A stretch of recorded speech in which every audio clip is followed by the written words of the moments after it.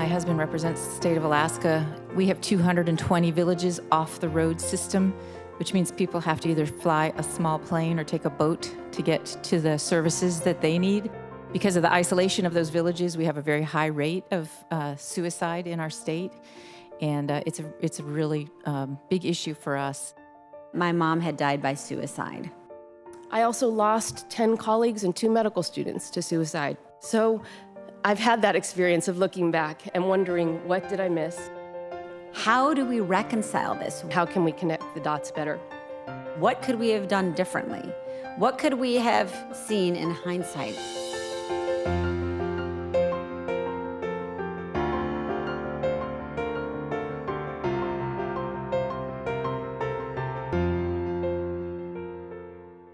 Today we have 3 great speakers to lead our conversation about suicide prevention, education, and mental health first aid for our families and communities, and how those of us who lose a loved one to suicide might heal.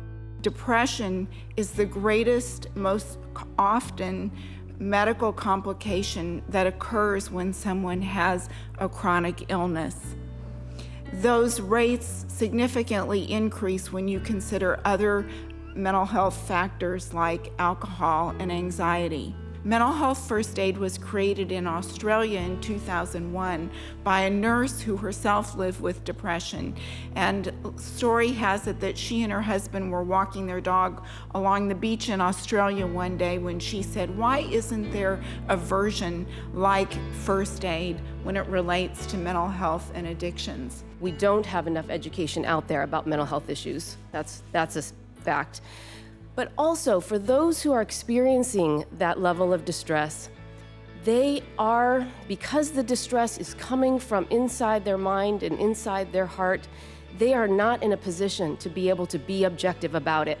We all have our own gifts, and whatever gifts we're given, I think we're called upon to use them. I'm blessed with a tremendous platform and the ability to connect with so many people. But we don't have to be on TV to make a difference. We can learn what the signs are for someone suffering from suicidality. Through the Mental Health First Aid website, you can click on Find a Course Near Me, and it's really that simple. You can take an 8-hour course. Also included in your packet is a map of the U.S. that shows how many mental health first aiders are in each state and how many instructors are available. We need to help explain to people how to recognize the signs, get involved, and spread the word about the resources available locally and nationally. In daily life, you don't know what families are facing. And I think an overarching of what are we looking at, and being prepared to ask how one is feeling and talking about feelings. While the warning signs can look diverse, there are some common threads. Some people, when they become despairing and anguished, they actually will withdraw socially. Other people who are experiencing that despair become more amped up, actually, agitated, very anxious, lower frustration tolerance, so they become more irritable and short-fused. Adding to the conversation on what are skills, coping skills, how is one resilient, both individually and as we're talking community, the resilience of a community. We need to make it okay for Jim in accounting to go to rehab. We need to make it okay for a soccer mom who is downed 5 margaritas at her daughter's soccer game. We need to make it okay for her to get the help that she needs, rather than whisper about her crazy behavior. That's what we need to do. We need to get into action to remove the stigma. I'm very proud of my husband's work on mental health first aid. Last year, he was able to work with his colleagues to secure annual funding to train people, first responders, teachers, educators, to look for the signs of suicide. And that's going to make a big impact, I think, in our country.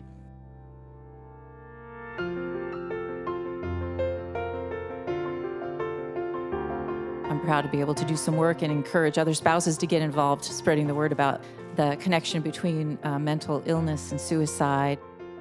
Because we're in the communities, different things happen where you can connect people or you can be asked to be a part of something, and there are chapters that the spouses can be involved in.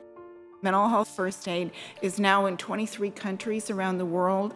We've trained almost 300,000 Americans. We are the arms and legs of this effort. You have to be. We want our congressional spouses to continue our mission, which is trying to save lives. And where there's help, there's hope. My mom's suicide was a cry for more of the life that I think she felt she was meant to lead. Today, I'm here in honor of my mom, of course. Wonderful woman who shaped who I am today, both in her life and in how she died.